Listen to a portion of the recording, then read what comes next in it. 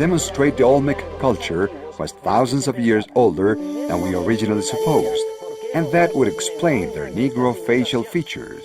The Olmecs also appear in stelas in great stone sculptures driving spaceships, something that later we will see repeated in the Maya civilization itself.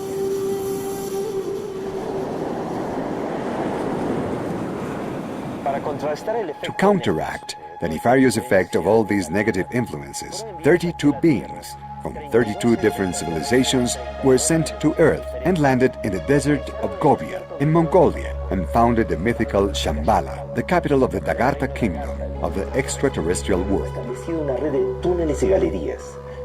A web of tunnels and galleries was established, where large deposits and files of knowledge of the lost history of humanity reposed, in hopes that someday men of goodwill could have access to such knowledge. We could all awaken our consciousness and remember the mission that has been assigned to us in the cosmic plan. Learn to love and teach others to love. Love in its supreme exaltation, in its essence.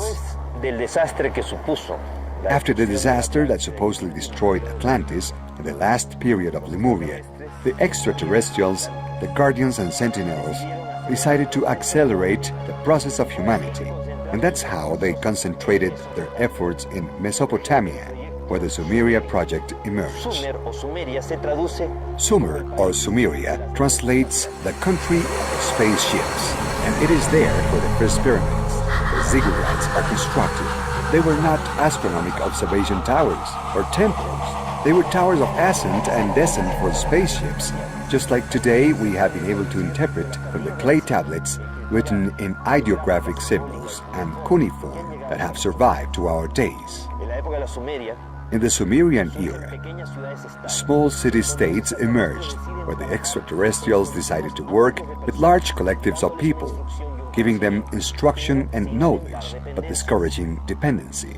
The Sumerian civilization achieved a great level of development, and the Sumerians themselves elected the Patesios, the Elsios as representatives of the people to maintain fluent communication with the An, the goddesses of the sky, who would visit from time to time.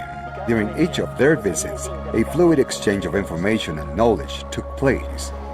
During each of their visits, a fluid exchange of information and knowledge took place.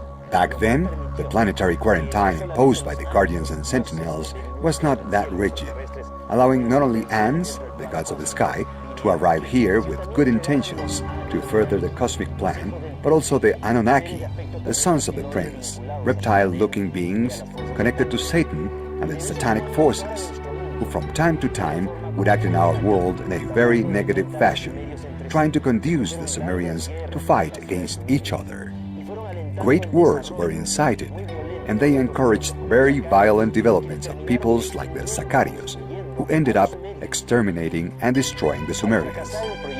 The Sumerian project, working on a wide collective group of people, failed, because finally, at the end, dependencies had been created anyway. They were paying too much attention to the return of the Ans.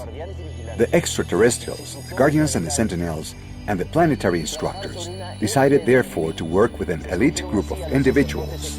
They chose for this the Egyptian priestess, heirs of the knowledge of Atlantis, survivors of the Atlantia, who came to Egypt with extraterrestrial knowledge because there were extraterrestrial colonies in Egypt. Survivors of Sumeria settled there, so all that sum of knowledge and information was going to emerge as the great nation of Egypt. When still the rest of humanity was in the Neolithic age, the great Egyptian civilization appears. The great achievements of a civilization never occur at the beginning or the end, but at the height and splendor of development. The greatest development, extension and expansion of Egypt was between the 18th, 19th, and 20th dynasty of the new empire.